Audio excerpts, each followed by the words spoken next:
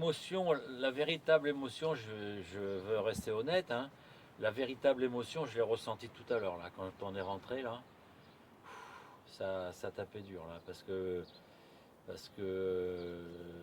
c'est beaucoup de choses qui sont remontées en même temps. C'est difficile de tout contenir, quoi. C'est difficile parce que euh, bon, j'ai passé 6 ans ici comme entraîneur, mais 6 ans très très prenant, quoi, très prenant, très intense, quoi, très j'avais j'étais jamais vraiment libéré, j'ai jamais été l'esprit libéré, quoi, ici. J'ai jamais été l'esprit libéré, c'est curieux ce que je vais vous dire, hein, mais aussi bien dans le difficile que dans le facile ou dans l'agréable, on va dire plutôt que facile. Dans le difficile parce que dès la signature de mon contrat, Monsieur Roche, que je salue, et également Monsieur Thiriot après coup, hein, qui malheureusement sont partis.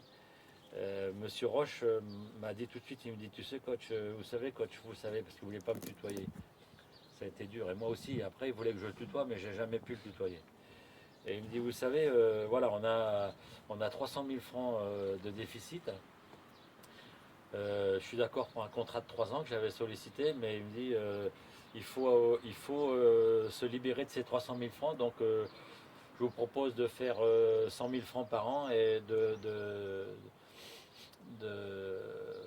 d'efforts sur le budget de façon à ce qu'on soit à flot dans 3 ans. Et donc déjà dès le départ, bah, vous avez en charge une équipe, vous avez en charge à faire fonctionner une équipe, à maintenir l'équipe au niveau de sa division. Et mieux encore, on ne vous le demande pas, mais Ouais, si on peut faire mieux, bah, c'est super, quoi.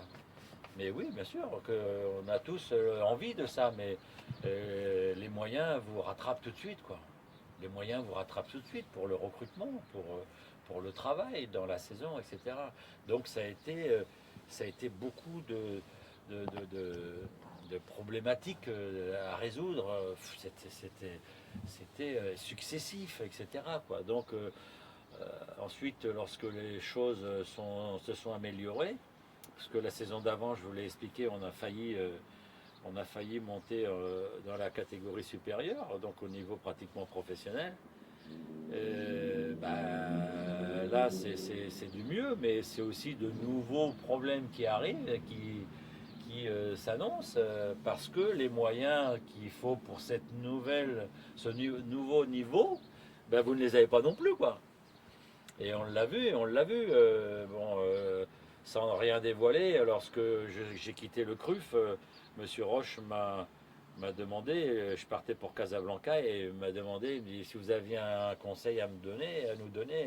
J'ai dit, André, je n'ai pas de conseil à vous donner, vous savez très bien comment manager un club et diriger le club. J'ai simplement, moi, ce que je ressens, c'est que au-dessus, en national, il vous faudra donc forcément avoir un fonctionnement professionnel. Il faut mettre en place un fonctionnement professionnel. Pas seulement autour de l'équipe, au niveau technique et de terrain, problématiques de terrain, mais au niveau administratif, au niveau logistique, au niveau financier, etc. Et force est de constater que la saison suivante, bah, le club est redescendu. J'avais bien sûr toujours gardé des liens, et entre autres avec mon beau-fils, Cédric Jandot, qui fait partie de l'équipe, hein. Et donc, il forçait de constater, comme je le disais, que le fonctionnement n'était pas professionnel. Vous ne pouvez pas jouer un match. Vous ne pouvez pas jouer un match de niveau national en ayant l'espoir d'un résultat, en faisant 8 ou 10 heures de bus, en partant le matin, d'accord, en arrivant à 4-5 heures de l'après-midi, 3-4 heures de l'après-midi là où vous devez jouer, de dire aux joueurs, demander aux joueurs de faire une sieste dans le bus. Non mais. Et à 20 heures, demander aux joueurs et à l'équipe d'obtenir un résultat. Enfin, écoutez, c'est pas possible. Alors, attention à ce que je veux dire. Je ne fais de reproche à personne, je ne donne pas de leçon de quoi que ce soit, mais voilà un exemple de non-professionnalisme, en fait. et à la limite, si on ne peut pas jouer, d'ailleurs Guignon l'avait sollicité une paire de fois, je crois, dans son histoire, si on ne peut pas jouer dans la cour du dessus, ben on reste dans la cour des plus petits, et puis c'est tout. Guignon, je crois, avait refusé la montée en D1 à un moment donné, il était champion de D2, les gens ne comprenaient pas. Mais voilà, je pense que là, il y avait une grande lucidité de la part des dirigeants, quoi. Voilà. Hein.